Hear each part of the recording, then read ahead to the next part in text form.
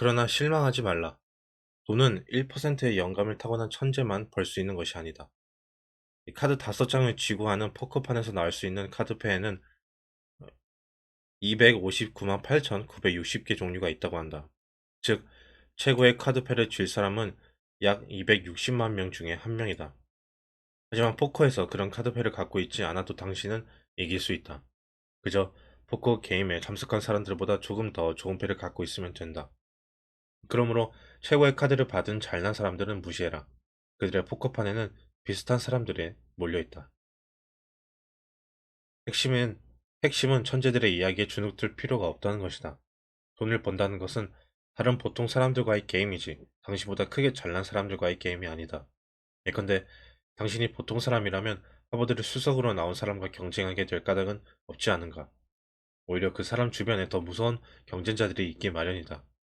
게다가 이른바 공부 잘하고 머리 좋다는 사람들은 거의 다 학교나 연구소 혹은 법조계나 의료계 또는 유명 기업들에 있다. 이 얼마나 기쁜 사실이냐. 서울대 이공계 수석 입학생들의 80% 이상은 나중에 교수가 돼 있었다는 보고서도 있다. 이 역시 범죄들에게는 너무나도 다행한 일 아닌가. 당신이 보통 사람이라면 교수나 의사 혹은 변호사와 경쟁할 까닭은 없지 않은가. 부자가 되는 데는 신이 내린 어떤 재능이 필요한 것도 아니고 학벌도 배경도 자격증도 큰 도움이 안 된다. 부자가 되는 길을 걷고자 한다면 그것을 빨리 깨달아야 한다. 결국 그것은 다른 보통 사람들과의 게임일 뿐이다. 보통 사람들과의 게임이기에 그렇게 어려운 것이 아니다.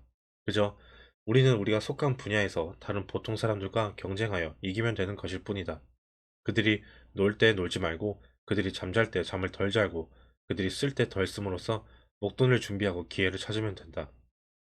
게다가 그렇게 노력하는 자가 성공할 수밖에 없는 분명한 이유가 있다. 정신 차리고 내 말을 새겨들어라. 보통 사람들은 학벌이나 배경이나 자본이 있어야 성공할 수 있다고 믿는다. 즉, 학벌이나 배경, 자본 등이 없는 보통 사람들은 자기들에게 그런 것이 없으므로 노력하여 보았자 무의미하다고 믿고 아예 노력을 포기하고 만다. 현재의 위치에서 미래를 미리 계산하여 보고 미리 포기하는 그런 사람들이 당신 주변 사람들이며 그들은 그저 일확천금을 꿈꾸면서 연예인이나 정치인, 스포츠 선수들, 컴퓨터 게임, 채팅, 명품 브랜드, 경마 등에 무지 관심이 많다. 당신이 하는 게임은 바로 그런 사람들과 하는 것이다. 기억하라. 이것 역시 당신에게는 춤을 추고 싶을 정도로 너무나도 기쁘고 다행한 사실이라는 것을. 이것은 마치 정쟁터에서 당신의 적군이 더 이상 싸울 생각을 갖지 않고 총을 내려놓은 것이나 마찬가지다. 그런 적들과 싸울 때는 총도 필요 없고 그저 활이나 창만 있어도 이길 수 있지 않겠는가?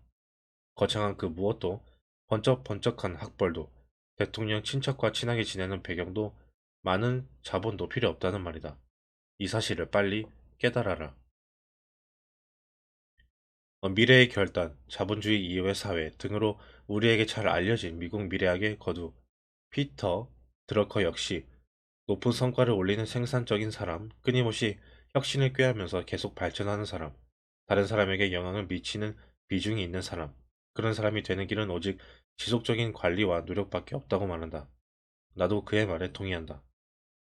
부자가 되는 데 있어서의 경쟁자는 천재가 아니라 결국은 자신의 의지라고 말하는 이 지극히 간단한 사실을 독자들 마음속에 각인되기를 바란다. 추신. 엄청난 부자들의 신화 같은 이야기에 초라해야 할 필요도 없다. 특히 아무, 특히 암흑의 경영자가 보유하고 있는 주식 총액이 얼마라는 등의 기사는 전혀 믿을 것이 못 된다. 이 회사의 경영권을 유지하려면 일정 수의 주식은 계속 보유하고 있어야 하고 그것을 팔아버린다면 경영권을 잃게 된다. 즉, 한전성이 약하다. 게다가 주식 가격이 정찰가로 매겨져 있는 것도 아니다. 비상장 회사 주식인 경우에는 그 가치를 자기 마음대로 부풀릴 수 있다. 예를 들어 내가 어떤 미공개 회사의 주식을 많이 갖고 있다고 치자.